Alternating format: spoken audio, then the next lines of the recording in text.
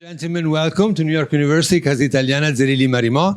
My name is Stefano Albertini. I'm the director of the Casa. It's a great pleasure to welcome you all here tonight for the presentation of the latest book by Sante D'Orazio with Grazia D'Annunzio. Before we say something about the event of tonight, you saw just a few minutes ago a short documentary on the exhibit Schirama that we have upstairs. So in case you have not seen it before coming down, I invite you to watch it. It's going to be up for another couple of weeks. We had that exhibit that is, by the way, co-curated also by Grazia D'Annunzio, who's going to be our discussant for tonight. Features the Winter Olympics that never took place in Cortina in 1944. They were scheduled. You will see there is a poster with the logo, but the Olympics never happened because of the war. So this is an exhibit that remembers that moment in history and also remembers fashion in a very historically contextualized way. So what is the image of women that these posters, magazines were conveying? An image that was substantially different from the image that fascism conveyed. The woman as a mother, as a wife, staying home and being productive in the household. And here you see women that are very, very different. So how did these two figures of women coexisted? So that's the point of the exhibit. And you can also pick up a copy of the brochures that are upstairs on the table. So take a look at the exhibit before you go out. But tonight, we have the fortune of having with us a legend of photography, Sante D'Orazio. Of course, I'm not going to give you a full biography of Sante because that is also what is going to emerge from his conversation with Grazia tonight. That's the whole point of the conversation. Of course, they will concentrate on the book that is, by the way, for sale upstairs. So if you want to purchase a copy, I think Sante will be happy to sign it for you at the end of the program. And Grazia D'Annunzio, probably many of you are familiar with her, with the series that she created with Eugenia Paulicelli several years ago here at the Casa. And she brings to us architects, photographers, models, designers, and much more. Anything that has to do with beauty, style, fashion, and I would say much more. And we are very grateful to Grazia for the work that she does on behalf of the Casa, bringing to us these great guests like tonight. And then, therefore, I'm asking you to welcome very warmly Sante D'Orazio and Grazia D'Annunzio.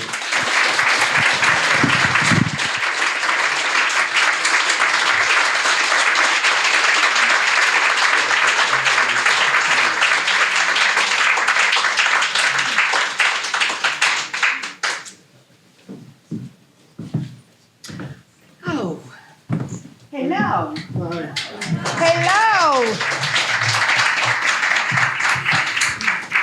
Hello, everybody. If someone, we have this very sad front row, totally empty, which I don't like. So if someone has to,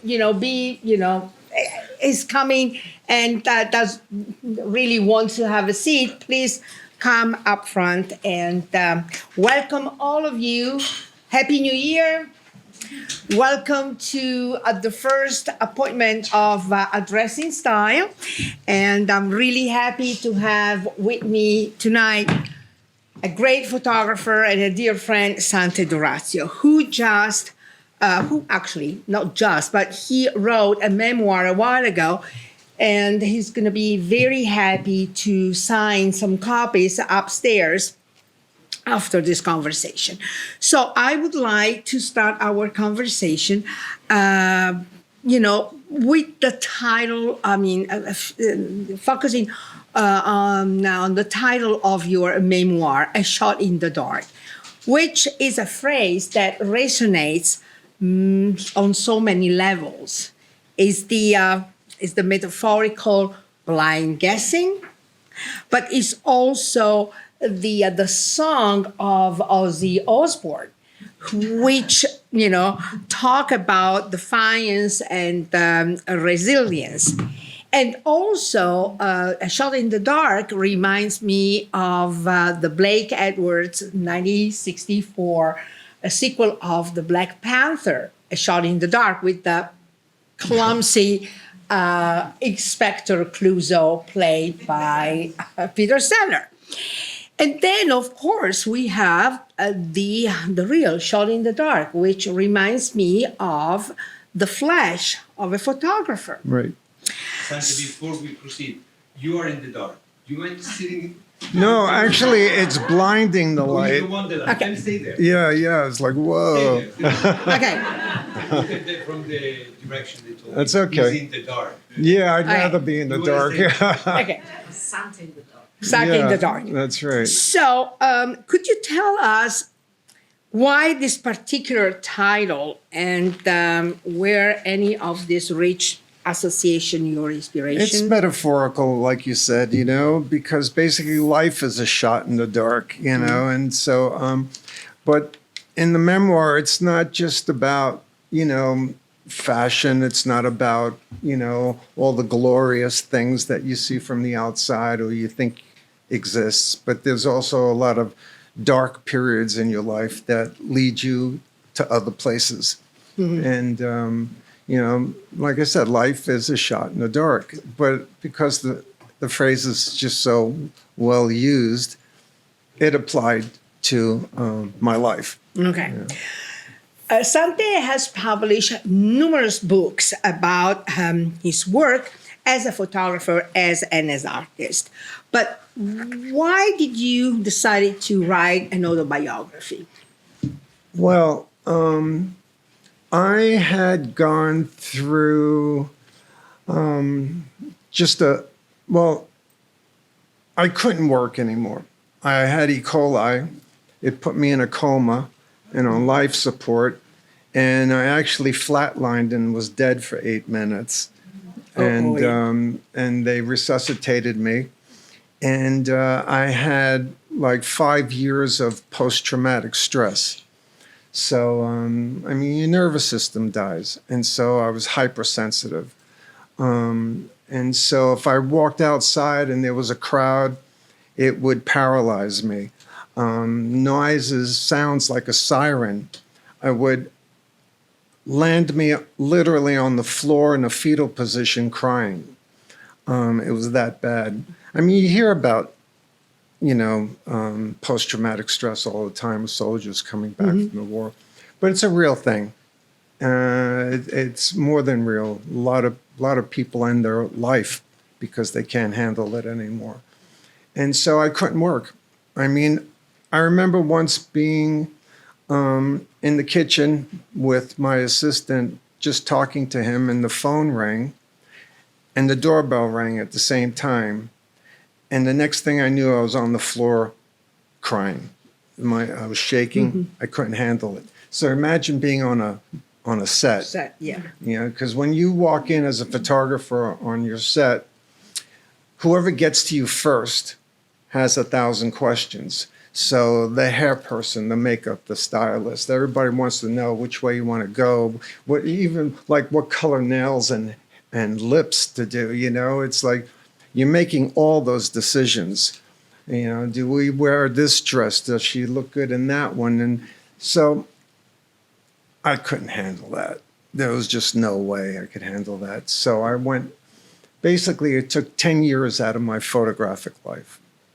And so I started as a painter. And so I started painting again at home.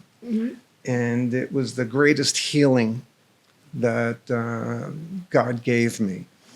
And then I was always social, and I was always be telling stories.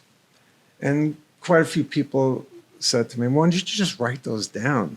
And that was part of the healing process. So I would write 2 pages here, 10 pages there, 6 pages here. I'd just staple them, put them in a box, And after a year, I had about, maybe 300 pages.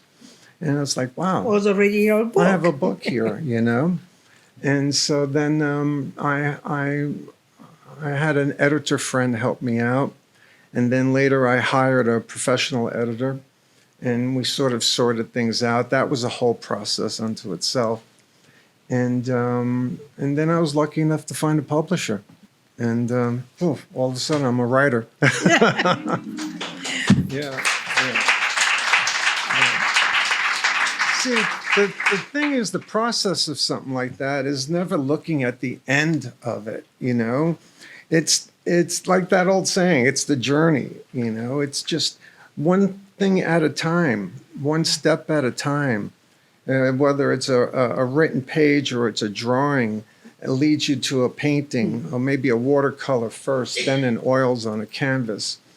And so that is really life's journey. Mm-hmm. And so that's where art and life become one and the same. And that's how things, it's an evolution. And that's good for all of us to know. That it's like, oh, I can't write a book. Because you're thinking about the whole book. It's like, oh, it's mind-boggling. No. It's like one page at a time, half a page a day, if anything. And I kept diaries. I've had visual diaries for 32 years.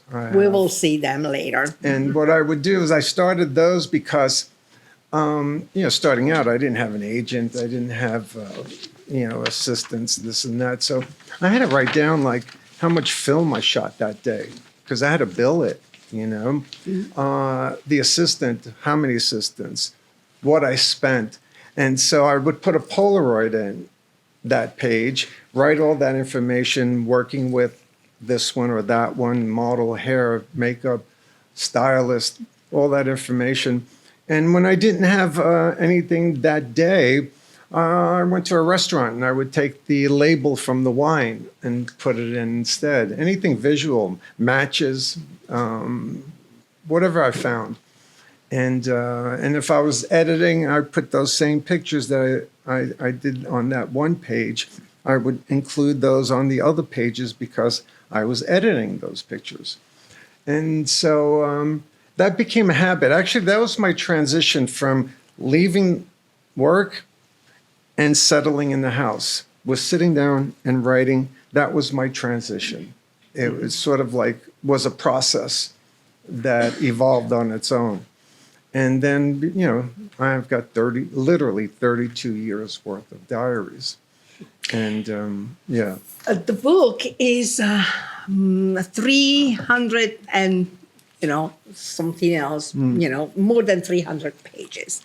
And in this book, Sante was able to really reveal himself with such a candor, and especially revealing his, addictions, the tormented relationship with his mother, and the love and tormented relationship with the mother. I mean, he's Italian-American, so we are in the same kind of situation. My mom is comic relief. in the book. Yeah. And he also described especially those two decades, the 80s and the 90s, where in the fashion business were all called like the sex, drugs, and rock and roll period. So was the act of writing therapeutic for you? No, it was very therapeutic. Yeah, absolutely it was. But it was a path to clarify. I wasn't clarifying anything. Okay. I was just writing the stories I would tell at dinner. Okay. The stories that I told my friends when I went to the doctor. Mm-hmm. It's like just last week, somebody called me up in the middle of the night. It was like 2 a.m. And I didn't From where? Yeah, and I didn't hear from this guy in a long time. And he was like, Sante, I got a situation. And he's really nervous. And I'm like, who is this? And he's like, it's Paul. I'm at the club. And this girl, Natasha? And I'm like, vaguely. I knew her well. I didn't want to say I knew her.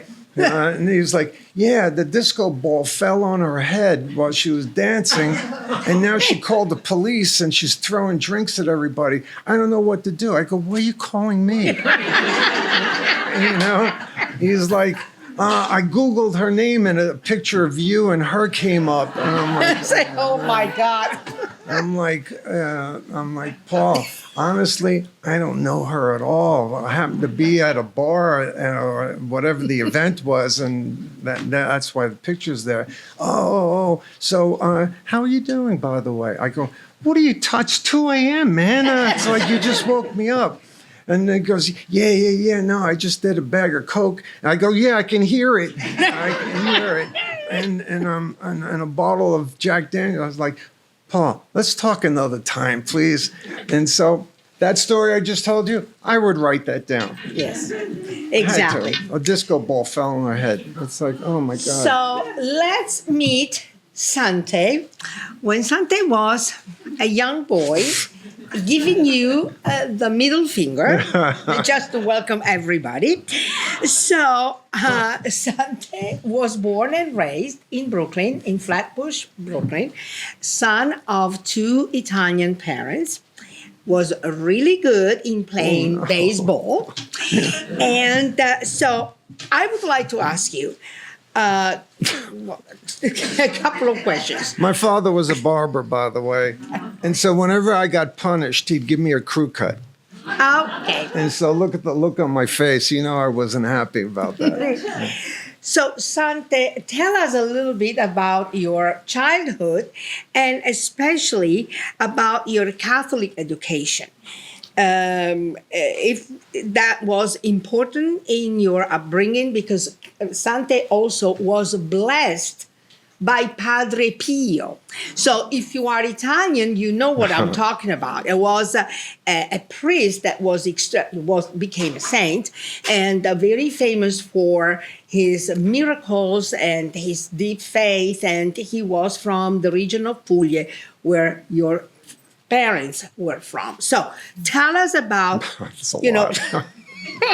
your upbringing and also how your Catholic faith and your Catholic upbringing really morphed. Well, my mom basically wanted to marry someone when she was younger. Her family didn't permit it.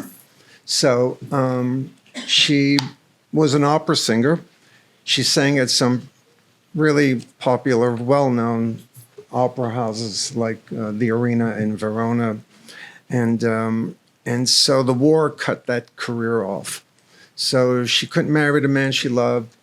The career ended. She stayed in Puglia, in Bari, because women weren't allowed to travel alone at that time, especially women from the South.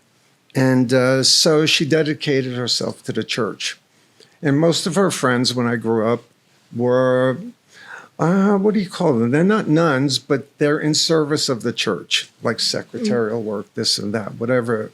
And so her parish priest was a secretary to Padre Pio, who became, later he was canonized as a saint, a healer.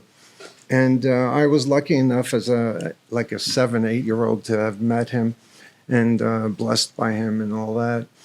And so my father had already been in this country before the war, and he was a barber. And he was married. He had 3 children, and his wife unfortunately died, and he needed a wife. So he rode home to the old country. And my mother was available. My mother grew up with him. She hated him. And 2 opposite people you couldn't imagine. My father was a prankster. He was funny. He was the life of the party. Blah blah blah. And my mother should have been a nun. Okay, and so when we go to Italy, we had to go to every church. And my mom at home in Brooklyn would pray 3 times a day. I'd walk by her bedroom. There she was on her knees praying. And that was common. And so I went to every church with her. And when I saw her starting to pray, I knew I could sneak out. And I would go out and I'd go see all the paintings, all the sculptures, go down to the crypts where the creepy stuff was. And I got my art education that way as a child. And so she never pushed religion on me. And because of that, I absorbed it even more. And so my father was not a pious man, to put it mildly, okay? So every time another church, he'd roll his eyes. He'd be at the cafe with his cousins and whatever, having ice cream or what have you. And I'd be stuck in the church with my mom and roaming around. And so that was the life of black and white, so to speak, you know. Okay. Oh, thank God. This is a picture of your dad and your mom in Arena di Verona. So with your family, you spent many summers in Italy. What are the most vivid memories of or impression from those vacations? Well, we would stop in Rome, land in Rome, and we would take the train to Bari, but that was at night. So during the day, we'd go sightseeing or whatever. Just give you an idea, my father. He was so proud to be an American. America was obviously, as you know, the land of opportunity, and it was. And so he was proud to be an American. I remember once being in a taxi with him, driving around, and my father, obviously, which was very common, he was working at 10 years old already, all right? My mom had studied opera. Her family was cultured. There was a poet in the family, a painter, and music, violinists. And so that was her side. His side was working at 10 years old and not let's say, literate in the way we know. He was street literate, let's say. And so with the taxi driver, he's arguing what's better, America or Italy. And my father, we passed the Roman Forum, and he said to the taxi driver, he goes, "You see all this garbage? In America, we'd knock it all down and build skyscrapers." And me, as a 10-year-old, I'd be like this, you know? I'm like, oh my God. And my mom would be like, oh my God. We go to the Vatican, and my father always wanted to take pictures, and he was like, where is he? And we would hear him screaming down for us to take a picture. He actually stepped into a sarcophagus that was open so we can take a picture. And we'd be like, oh my God. And we'd be escorted out. I mean, today he'd probably be arrested. But that's how I grew up, with those two. My father had pinups in the bathroom, in the barbershop. In the basement, I would find his girly books, you know, and what have you. And my mom would be upstairs praying. So. You are standing up. You can come here up front, and there is a seat for you. He doesn't want to. He's bashful. Anyway. It's okay. Okay, your passion for art that you cultivated since you were a young boy. Okay, do you believe that it was profoundly shaped by the artistic wonders that you encountered in Italy? In my case, I was always drawing. I was an only child. Even though I had 3 siblings, they were much older than me. Mm-hmm. They were already out of the house when I was 10. I was basically an only child, and I was always drawing. And I was always the class artist, and it came to me naturally, and I gravitated towards it. And so that's why in Italy, my cousins on my mother's side would take me to ruins. They would take me to galleries, or actually churches mostly had all the great art, and the Vatican, places like that. So I was always exposed to it as a child, and I felt it. It pulled me, you know, and I didn't realize it at the time because it was just natural. And so that's how that developed. That's how I cultivated it naturally that way. A very important encounter that you had in your teenage years was with Lou Bernstein, who photographed Sante, and this is another photograph. That's a Lou Bernstein photograph. Yes. And Lou Bernstein is someone that we can now consider a pioneer of street photographer. So you studied with him. He was very, very close to you. So tell us the most significant lesson he gave you. Lou Bernstein lived around the corner from me, and he'd always be Mr. Bernstein with his camera. And I never knew what else he did. I knew he worked at Willoughby Peerless, which was the equivalent of B&H Photo. And on weekends, he would go out in the street and take pictures. And he belonged, I only found out later when I was 19, he belonged to the old New York Photo League, which was a club like the Surrealists had a club, the Abstract Expressionists had a club. And the New York Photo League was the club where Robert Frank and Walker Evans and Ouija, they all belonged to. And they would meet, they would have exhibitions, they would do critiques. And I only discovered that later with Lou. And he became my mentor because he saw me going to school. I was going to the Art Students League with those big portfolios, you know. And he asked me, you know, what are you doing? I said, you know, I'm drawing and painting. Would you like to learn photography? And so I thought it would be a good addition to painting, you know, to develop my eye. But he became my mentor. He taught me for 4 years philosophy. Like when I developed my first negatives, they were black because I didn't know what the hell I was doing. So I was like, hey, Lou, you know, what's going on? He goes, look, you read the manual for that. I'm going to teach you how to see.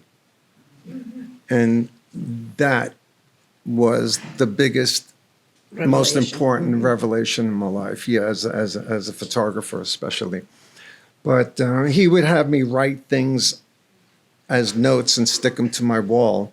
And one of them that is most important was let the obstacles be your guide, because they will lead you to places you would never have gone on your own.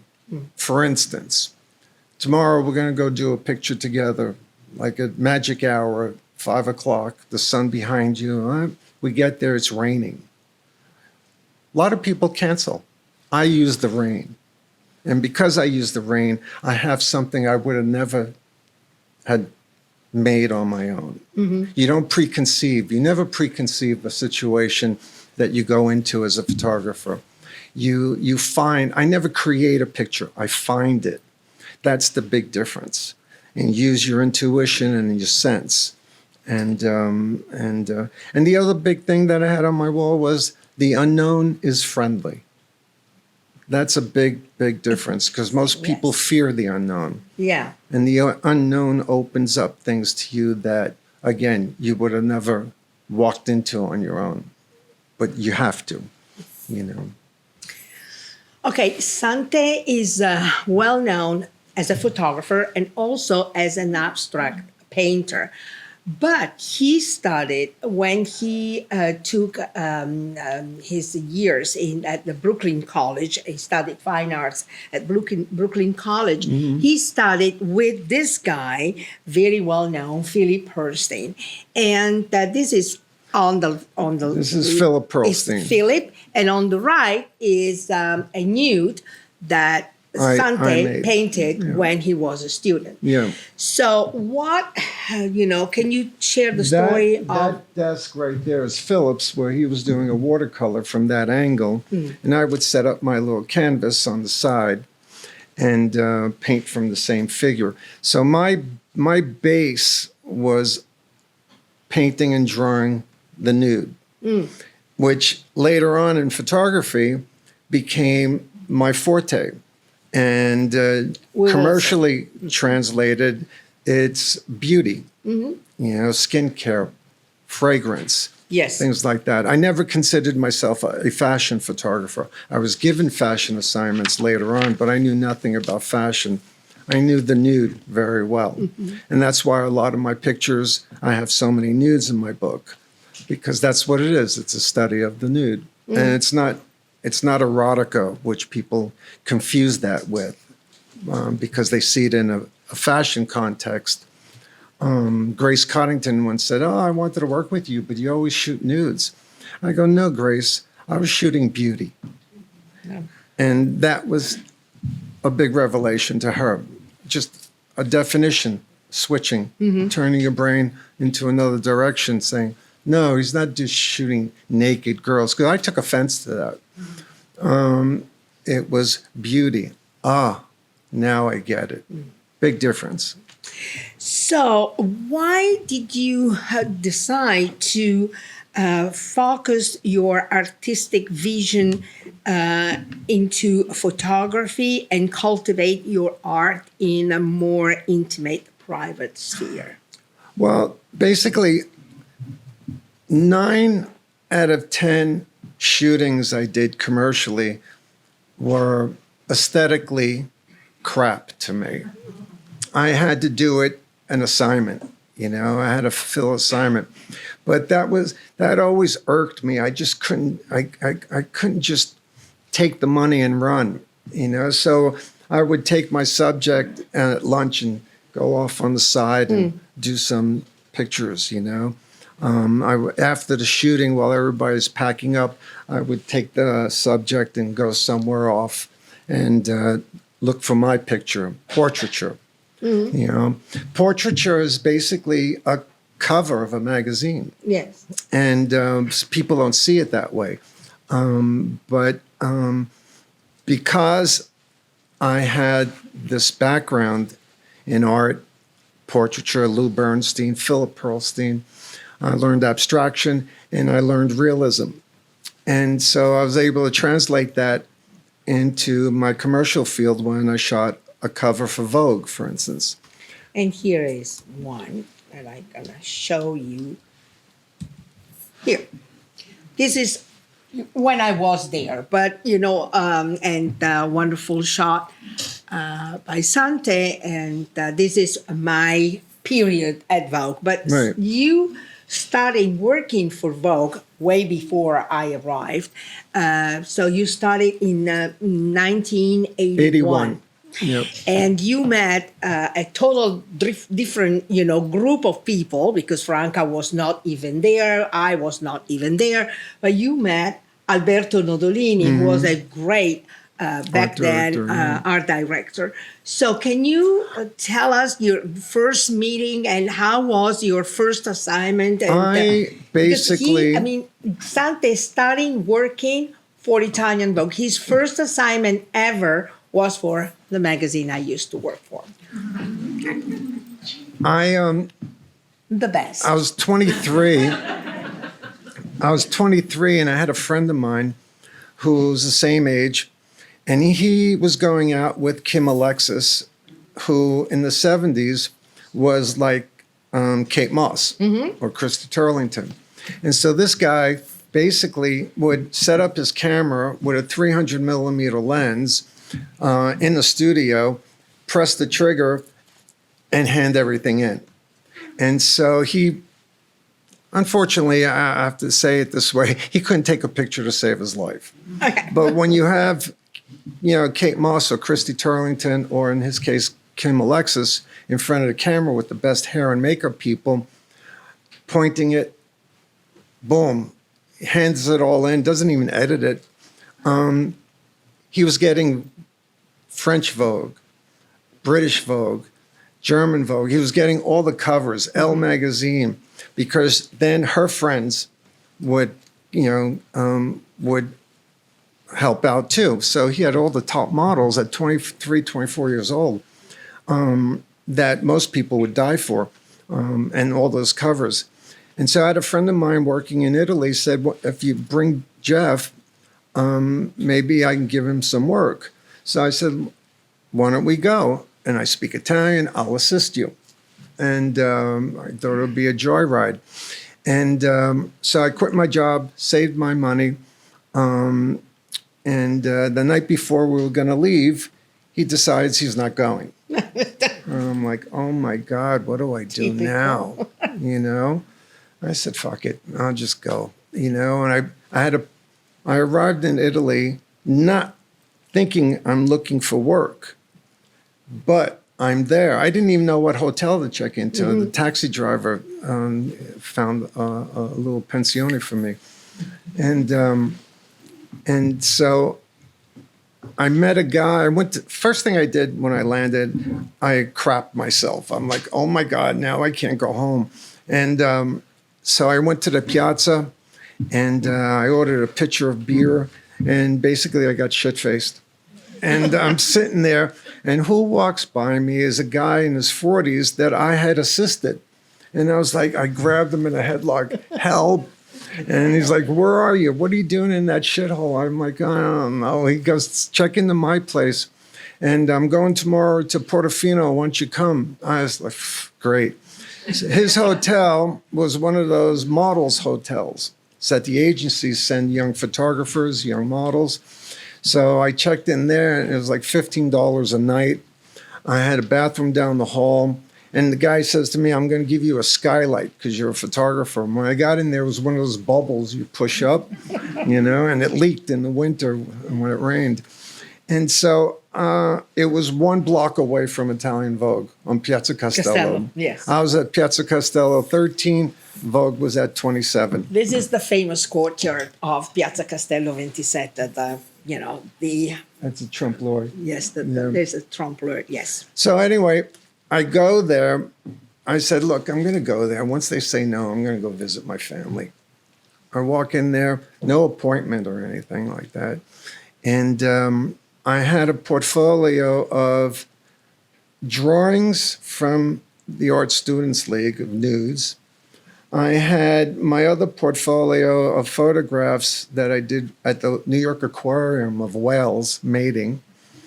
And then I had 10 pictures that looked like 10 different photographers took them because I didn't have a photographic style. I was still developing. And I went up there and Notolini let me wait. Mm-hmm. I waited 3 hours. He came out and got a coffee and he forgot I was even waiting there. He took me into the art department and there's Helmut Newton's pictures, David Bailey. And I'm like, oh my God, And he looked at my pictures and he was really kind. And he said, okay, let's wait for the beauty editor to come. And eventually, an hour later, she came in. They talked to each other, and they gave me my first beauty assignment. Mm-hmm. They were nudes, and they were basically... Which is not that particular one, because Right. that was, later on, but, But basically, they were aesthetically minded. They were smart enough. They could see the sensual lines of my drawings. They can see the sensuality of the whales. There were white whales in a black space. Yes. And they can see I can take a picture or at least light. So it was a story based on skincare.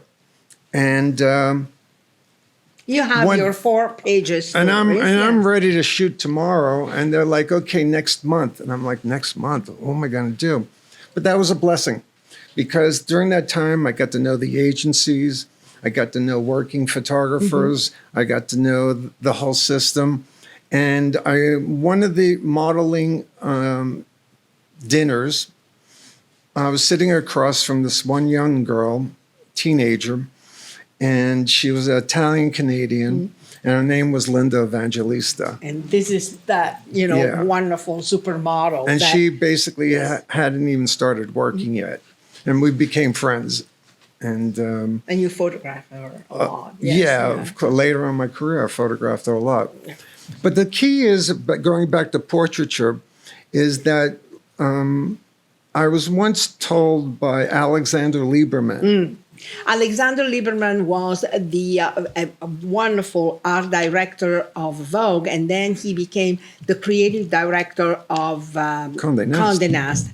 American Condé Nast. He was a wonderful art director he worked with Penn, American Vogue. Penn, and he worked Avedon, with Penn. Yeah. He worked with Avedon, Helmut Newton, Deborah Turbeville, you name them. And one thing that was said to me was that if you do a cover, I need to see it on the newsstand right away from across the street. Yes. And what I succeeded in doing was, because that was natural to me, was the eye contact. Contact, but with some depth to it. And that was what sold many, many magazines. And my success rate was great because they would have the numbers like September of the last 10 years sold this much, that much, that much. And mine always exceeded those numbers. So there was something to it. That eye contact, you see that from across the street. And that was the key, you know. Sante's work is very well known for its natural and sensual beauty, but yes, some of, for me at least, most of his striking images are decidedly less from a sunny side of the street, meaning that he often portrayed nudes. This is Accent Rose, and I don't know who she is. And this is a portrait of his young boy back then, Nick, with a skull. So could you delve in this profound fascination with what we call memento mori, a stark reminder that we all have to die? Well, it comes from being a kid going down to those creepy crypts. And so I remember once that there was a skull in a little glass case, and underneath it said, "I was what you are. You'll be what I am." And that was like, and that basically is every monk, whether it's Buddhist or it's Catholic or whatever, they're meant to only own one thing, and that's their begging bowl. And that begging bowl usually was from the top of the cranium of a skull. And so that symbol is forever, you know, of life and death. To know that death is there, and so that you live a better life. That's the memento mori. That's the significance of it. All those creepy churches. And changing the subject. In the 80s and the 90s, but especially from the 80s on, you became the darling of all the European Vogues, Italian Vogue #1, Spanish Vogue, British Vogue, German Vogue, and also major American titles. And you start photographing girls that became your friends, or they were your friends to begin with. Right. And then you help them, you know, creating this kind of myth, and that you really make them becoming supermodels. What was like working with them, and what kind of chemistry did you create with them? Well, first and foremost was trust. Okay. I knew most of these girls, like I met Linda. Yes. You know, I met Christy the same way. I met Cindy the same way. We were doing catalogs together before they became stars. And so we would all go out together to the clubs and what have you. Where did you go, by the way? I mean, what was the scene in the 80s and the 90s? What kind of club did you go to? Well, first of all, the downtown clubs, you didn't need a liquor license. You didn't need any kind of permits at all. So it was like everything went. So there was the greatest of them all was a place called Area. Oh, yes. We remember Area. Yeah. Yes. Area was fun. There's a book on Area. It's wonderful. And Eric Good, the owner, is a good friend of mine still. But he came to New York as an artist. And so he created this club. And every 2 months, the whole place was gutted out and rebuilt to a theme. Whether it be like Space Odyssey, whether it be under the sea. Once he built a tank in the club, and the bartenders, the women were mermaids, you know, but everybody went there. When after Studio 54, you went downtown, so you'd find skateboarders with Liz Taylor, and they weren't skateboarding at the time, but you know what I mean, graffiti artists.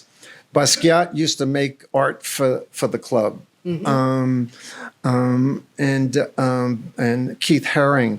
And there would be 3 vitrines in the hallway leading in, and so each vitrine had a theme. One night, they had Warhol just sitting there alone watching TV. Oh, really? The whole time. That's all he did. So you just walked by. It's like, is that Andy? Yeah, it's Andy. It's like, what the hell? And so he was able to manage to get all these people in there. Pavarotti was there once, I remember. And so you had the high and the low of our culture, and it was always mixed. There was no, it was every race, color, and creed, all mixed together. And that's where all the great ideas germinated, that was shared, and you didn't need to be wealthy. There was no such thing as table service. And so everybody, that whole mix was just dynamic. But that was natural to us. We didn't know any more than that. That was the scene. I prepared a little show of top models that Sante photographed, and I really would like you to tell with with a kind of candor, so don't be shy. That's not my, your not you my know your vocabulary. relationship, your chemistry, whatever you had with them. And I start with Stephanie Seymour. Well, Stephanie basically was, again, a friend of mine. And so it was, again, trust. Big thing. I could never get the images I got if I were any kind of a predator type. No one will. And it goes beyond just surface. And being friends with them. See, the thing is this, somebody wants to ask me, how do you get people to open up? And the answer is... Also, how can you get people naked in front of you? No, I'm sorry. I mean, it's not that easy. No, well, you open up first. Okay. That's the key. You establish your vibe, let's call it, your energy, it means a lot. The invisible means a lot. There's no technical manual except trying to be not trying. Either you are a good person or you're not, and it's that vibe and trust that allows someone to feel comfortable. On a set, I have boards up so that not even my assistant can see the model. And they pass me the camera. I make it so that there are no gawkers, and I protect those girls as much as possible. And that's just who I am. And that allows for them to take their clothes off without me even asking. Yeah. It's like, oh my God, okay. Like this. If you don't know who Stephanie Seymour is, Stephanie Seymour was one of the most famous top model of the 90s. But not only that, she's married now to Peter Brand. Peter Brand is one of the major contemporary art collector. And he has, he's also a polo player. He has, a wonderful estate in Connecticut, and he welcomes artists, on a regular basis. And Peter Brandt was also the publisher of Interview and Art in America, right? Correct. Yeah. And Stephanie was. But I knew Stephanie way before Peter yes, Brandt. of course, yes. Yeah. Actually, Axl Rose wanted to meet Stephanie. Axl Rose, was with Stephanie. I was married to her, or they were married. together for a long time. Yeah, but she was invited to meet him and the band. They were eating at the Homestead Steakhouse in the meatpacking district. And so Stephanie called me up.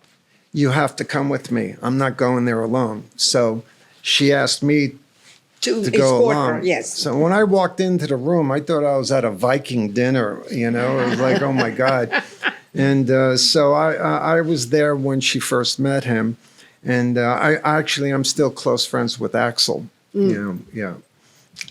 Okay, and then we have Stephanie and Naomi with you.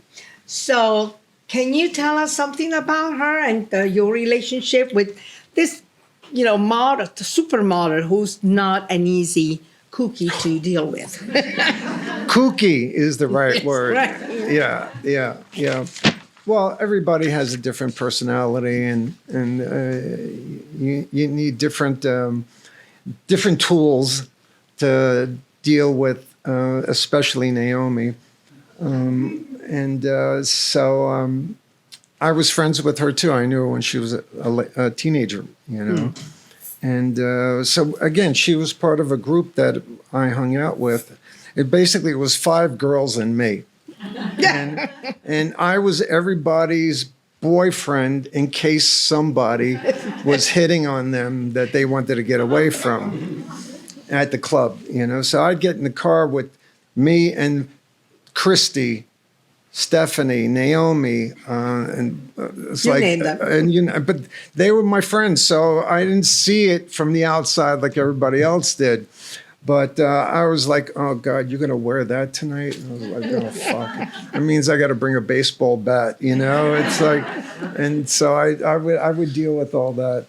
And here we have Cindy. Cindy, happy birthday, Cindy Crawford, that is turning 60 Wow. today, Oh and my she God. looks 40. God bless her. Wow. And so, when did you? I when met did her you meet her? on a Bonwood Teller catalog shooting. Say, okay. Before she started doing any editorial. So that was my relationship, a professional relationship. And Cindy. then you were very close to Christy Turlington. Right. That there's a beautiful nude of her, and as you probably know, Christy Turlington just got appointed global ambassador of Lancôme. Right. So, are you still a good friend with her? Well, she's got her own life. So most of Well, these girls, like it's everybody, like we don't hang out. But of course, when I see her, it's like looking at us and What meeting did you her. like about her? She was a sweetheart. She was a good person.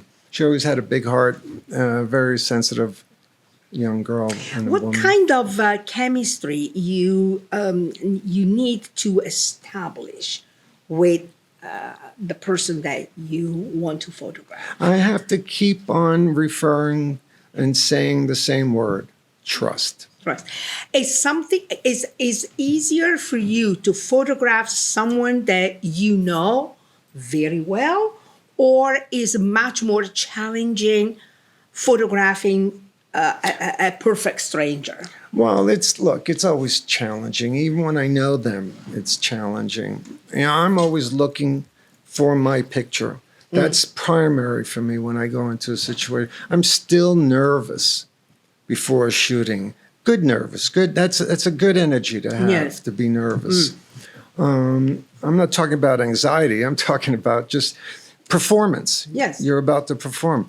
But basically, that shooting with Christy on the bed was Yes. that we went to Montauk. 5 of us went to Montauk and stayed at a small hotel on the beach.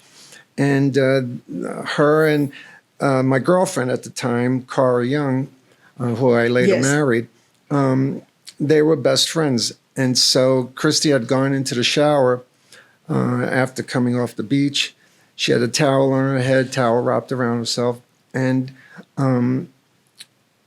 I asked her just lay down on the bed. The light's great, blah, blah, blah. See, the great thing that I had going for me was that I could do an unassigned beauty shooting anywhere with any one of these young ladies. A nude becomes a fragrance, a skincare. You don't see, fashion gets dated in terms of images, Sure. but a nude never does. It's forever, so you can apply anything to this. So I would do these shootings and I would send them to Franca, Franca Sozzani, who was the great editor of Italian Vogue. And so she could use these for any number of her clients. And so that gave me a free pass of not having to have an editor, hair, makeup, and all that. This is fresh out of the shower, and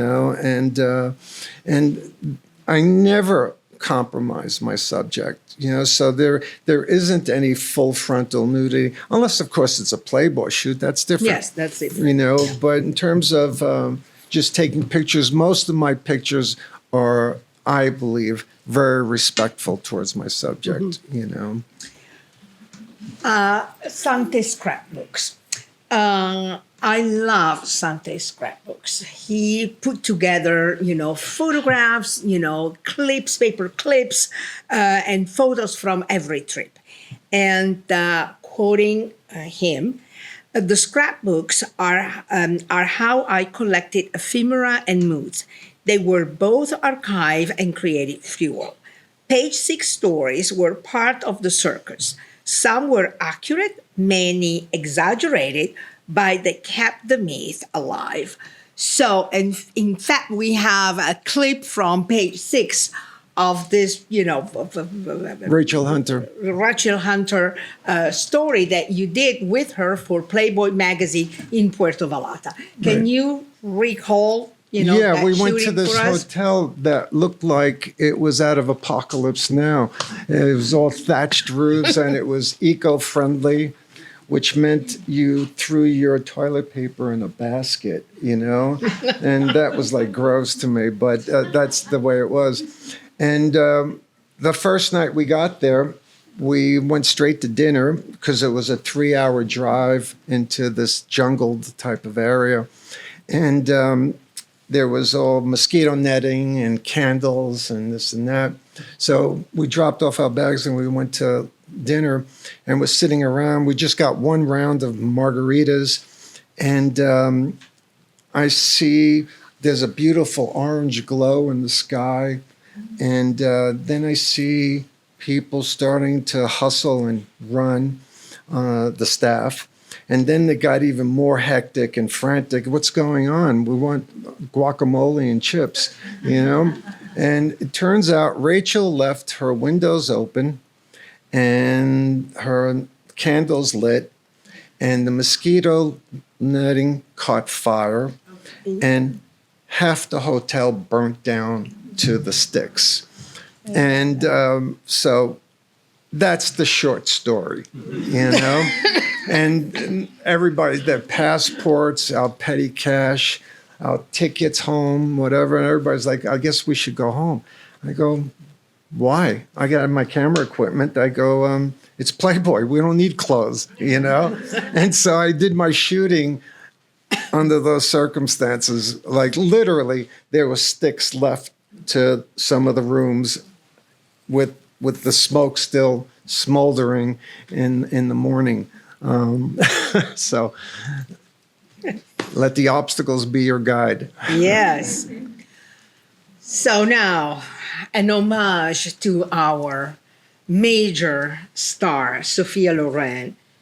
So can you... Giorgio. And Giorgio, of course. And lovely Giorgio. And God bless his memory.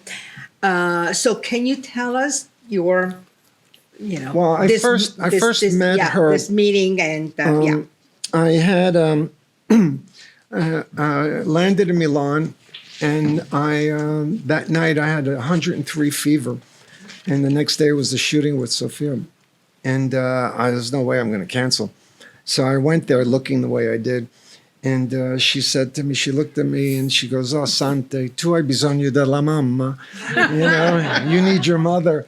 I go, "I know," but she's back home in Brooklyn. She goes, "Allora faccio io la mamma." Cara, so sweet. And she actually, it was in Armani's house with all his servants, and she herself went into the kitchen and put together a soup with some sort of broth for me. She did it herself. Nice. And she's famous on movie sets for actually making pasta for the crew. Yes. That's what kind of person she is. And she was wonderful. So that was my first time meeting her. And at the end, I was in his bedroom with her. And I had somewhat of a reputation of being a ladies' man. And that was all a facade. And anyway, so he walked in and he saw me on the bed with her and he goes, "Disgraziato." Disgraceful. I'm like, and that was my friend. And then we had a great relationship afterwards. We did a lot of the shootings together. Okay. And now, ladies and gentlemen, we have to talk about the one and only blonde bombshell after Marilyn Monroe, Pamela Anderson. Pamela Anderson before the so-called, what I call it, Grace Kelly makeover. When she was the Baywatch babe, when she was, the sexiest ladies around. And you photograph her for a couple of days, actually for one day. The second day, she never show up, in Los Angeles for Playboy. And then Sante put together this collection of nudes in this book. Pam is called Pam, American Icon, which also debuted was also shown at the Stephen Holm Gallery in New York in 2005. So can you, and it's interesting, you can, go back and check on internet. It's a study of a whole blonde phenomenon and super seductive collection of erotica. So can you tell us, can you see? Okay, this is a second picture. Can you tell us a little bit of your relationship with her? How did you meet her, and what was she like, and how this relationship actually evolved in the years? Well, I have to tell you a short, long story first. I had gotten knee replacement, and at the time, OxyContin wasn't a big thing. So they were giving me vials of 100 at a time. I was taking 12 a day, prescribed by my doctor, okay? And I wasn't even getting high from it. It was just, the pain was such. And so after 4 months of that, I was addicted. And then they didn't want to give me any more. And then it was like, I'm in trouble. And I had to get off of it, and there was no way I could do that on my own. So I checked myself into rehab. And so while in rehab, on my third week, I got a call. Playboy wants you to shoot Pam Anderson. I had never met her before. And I was like, oh, great. Terrific. I was all excited. I got out of rehab. I got home. And I landed in LA to do the shooting. And she showed up just natural, no makeup. Her hair was still wet from having probably showered.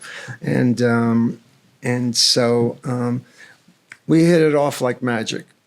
And then she started flirting with me. And then I would take out Polaroids, and she would lean up against me to look at the Polaroid, and all she had on were heels. And I'd be like, oh, man. And then we had a great shooting. And then she's like, let's all go out. Let's go to get margaritas. And I broke out into a sweat because I'm trying to stay sober, And so I was like, only if the crew comes. If the crew comes out. Sure, absolutely. So we get to the place, she orders pictures. I'm in the parking lot trying to call my sponsor. He's not answering the phone. I'm like trying to work things out. I order Diet Coke and cigarettes. And then she's like, you're a party pooper. I'm like, oh my God, nobody ever called me a party pooper. My father's side of me was the life of the party. And I was like, and just trying to dodge the whole thing, And then it's like, let's go back to the Chateau Marmont and order more drinks. And I'm like, oh, gosh, okay. And we all go. And then she's like slamming down the drinks. Oh, my whole crew is sloppy drunk. And I'm sober, holding on. My sponsor, he's not answering the phone. I'm like, oh, God. So she gets up and she runs out naked towards the pool. And everybody's like, well, you better go save your girlfriend there. I go, okay. And I run out and I grab a towel and I realize it's a dish towel. And it's like, oh, God. And then she's like in the pool and I'm like, come on, Pam, get out. It's dangerous, come on. No, come on in. I'm going to get you. And I'm like, oh, no. And there I am. I said, nobody's going to believe this. Pam Anderson is chasing me around the pool at the Chateau Marmont. She's naked, and I'm not letting her get me. And then I thought, okay, I'll run back into the room, and hopefully she'll chase me there. And she did. Thank God. We slammed the door closed, and everybody was on the floor just like out, drunk.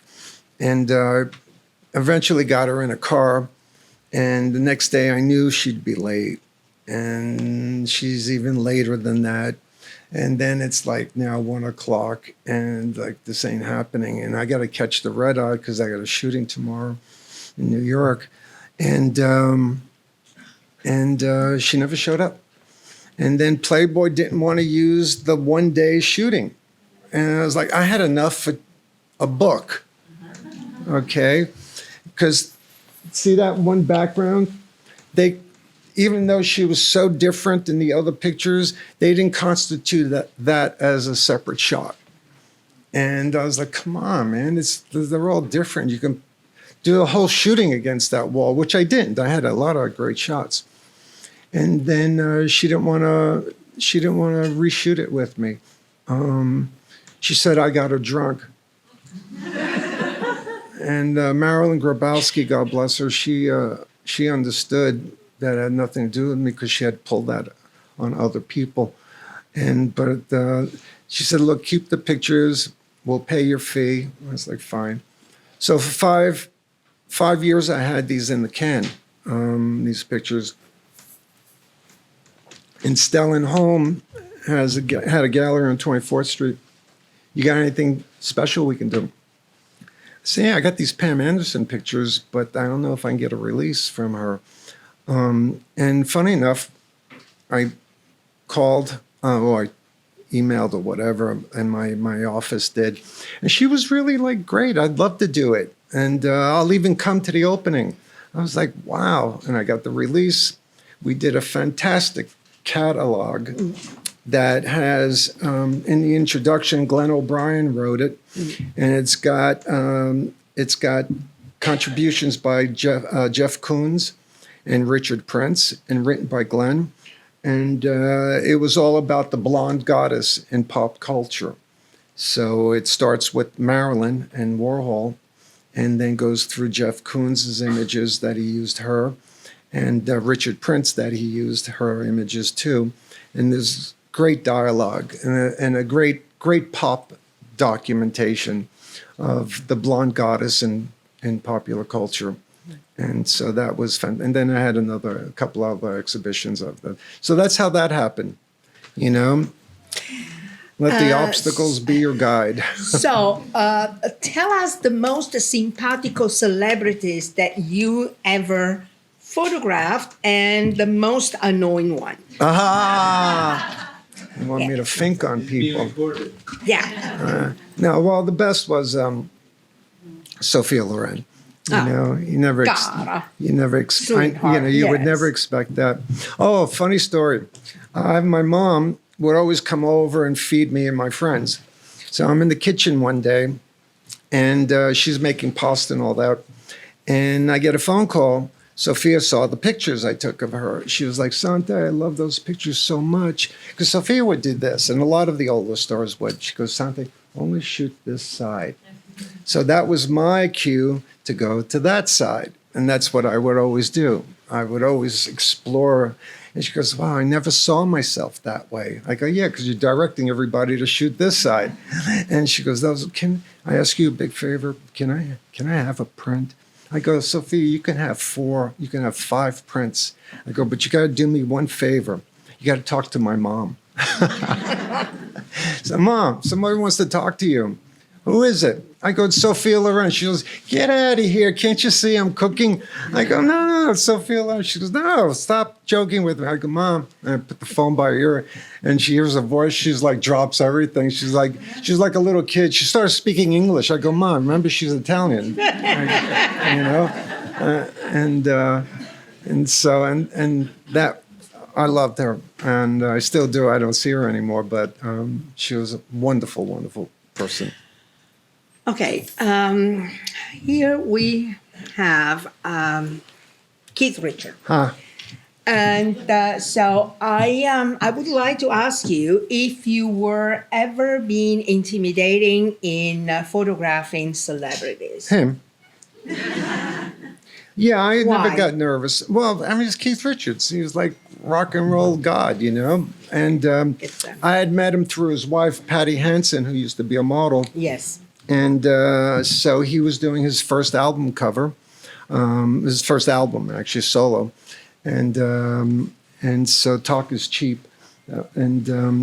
So he hired me to do it. And, you know, I knew to get everything ready for him, to have a little so-called green room, which we never really have.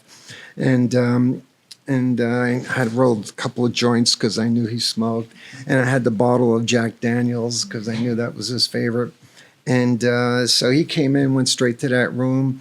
And I figured I'll do whatever he does. You know, if he drinks, he smokes, I'll do whatever. I'll join him.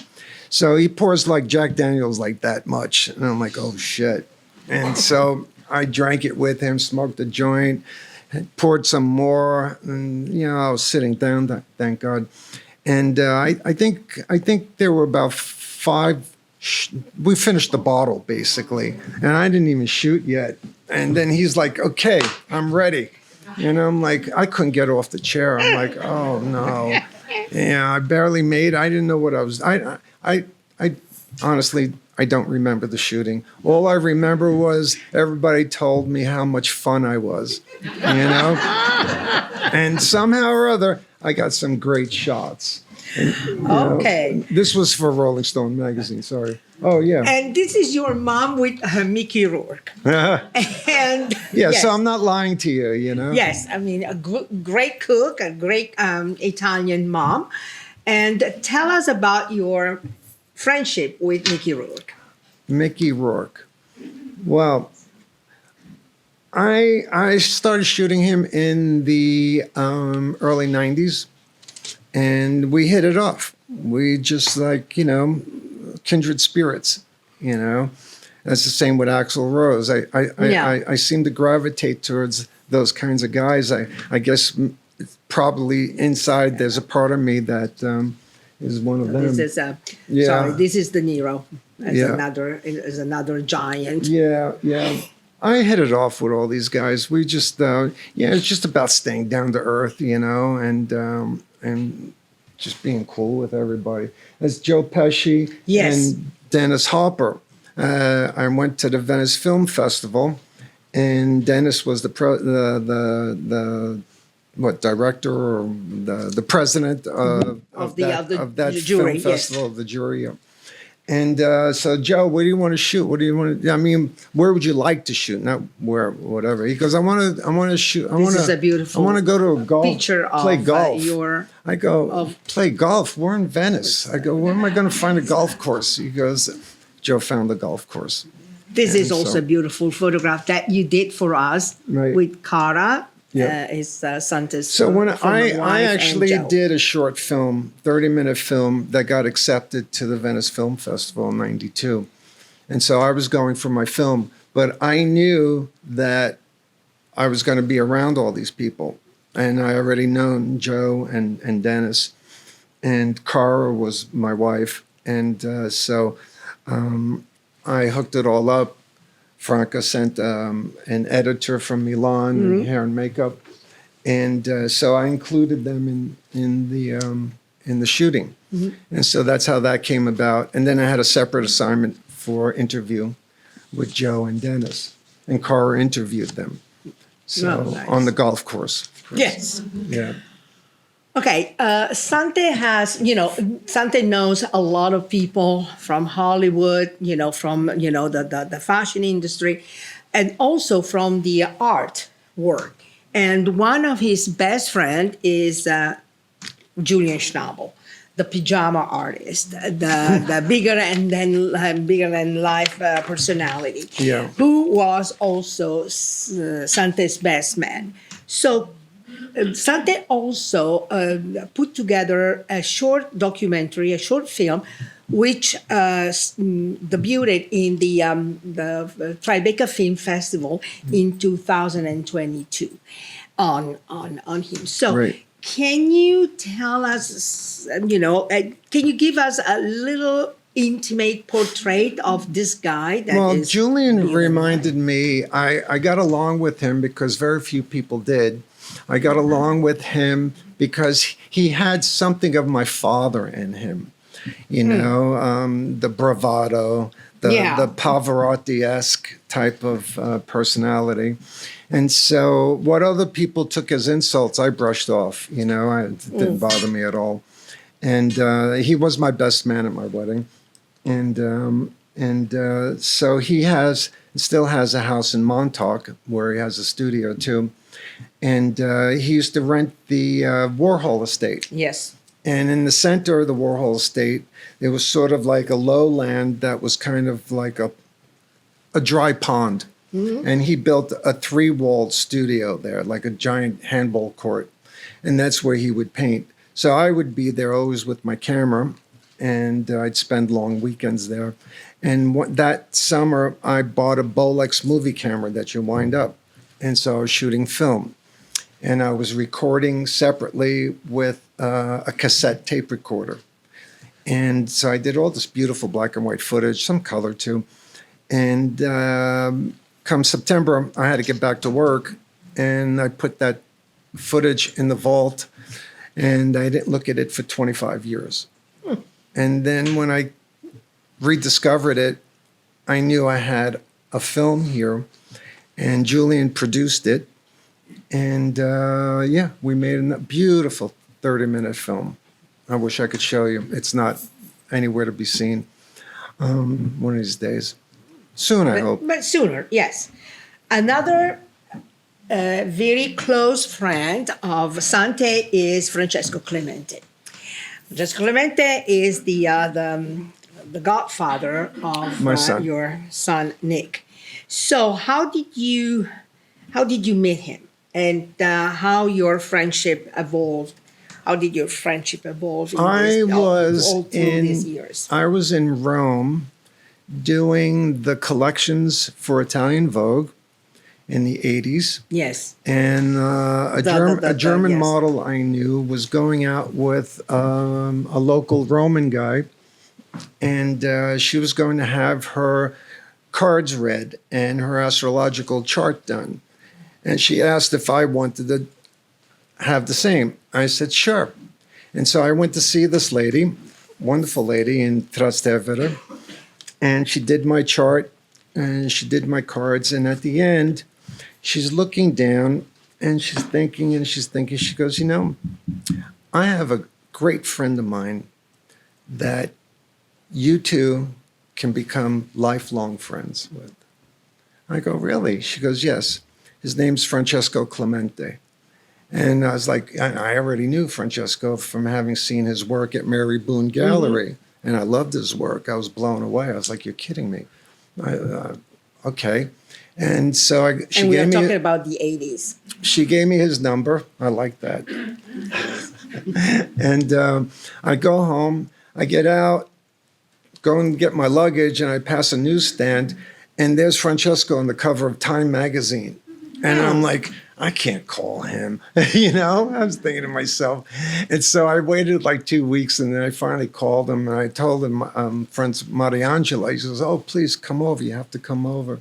And that was the start of our friendship. And she was right. We're still friends 40 years later. 40 years later. Yeah.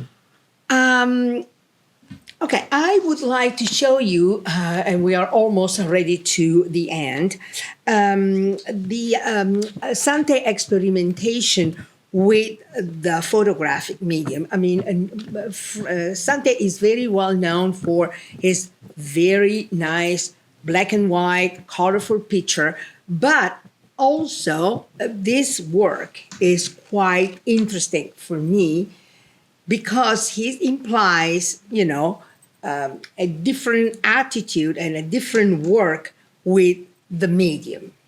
So can you tell us a little bit of this, I these was techniques close. that you... I was close friends with the Versaces, with Gianni and Donatello, back in the early days, and that summer of what was it, '97, he started a collection while he was in Miami, the drawings, and he was unfortunately killed. He was shot and killed. And somehow, miraculously, Donatella finished that collection, and it was shown in October. So what's that make it, the spring collection? Yes. Yeah. And so I arrived there having all access, because I was practically a family member. And I let the spirit take over. And I just followed everything intuitively. And so there was not this picture, those pictures, yeah. There was backstage, front stage, there was a long corridor that was all draped in black velvet. And I was always wearing black because I never want to appear in the pictures in reflections or whatever. And so I basically became invisible. And for 4 days, I documented some backstage stuff that's more typical of backstage stuff. But the stuff in the corridor with the different light, always moving, changing, I just responded. If my instinct told me turn left, I turned left. I never thought out anything. I never preconceived anything. I just followed my intuition and sense. And I came up with these pictures that it was time of film, not digital. So I had to go home and develop them and all that stuff. And when I saw the contact sheets for the first time, I didn't recognize what I was looking at. I didn't know what the hell. It was like I was channeling. I swear, that's exactly what it was like. I was totally in that zone, and it was channeling. And these are very ghost-like images. Mm-hmm. For instance, of that energy, this was a show that was almost more like a memoriam. And he had just died in July. This is October. And when we would give Donatella the backstage when she was preparing her space, and it was October. And there was a white butterfly in the room. That was just, and everybody sort of like got the same vibe, but didn't want to point it out to Donatella or anything like that. And now I'm about like 15 feet away from her, 10 feet away, and we made eye contact. She goes, "I know, that's Johnny watching over me," and that's the spirit in these pictures. It was really, it took over. And it's something you can't reproduce. You can't preconceive. And that's what photography is for me.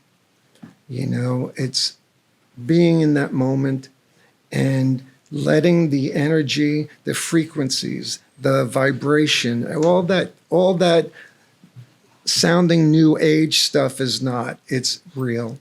And quantum physics is actually explaining it now because it is real. And that was what took over back in 1997. I've got this wonderful, wonderful series, which I did a book called Johnny and Donatella on it. And so, yeah, that's how these came about. Sante D'Orazio, thank you very much. Thank you. And if we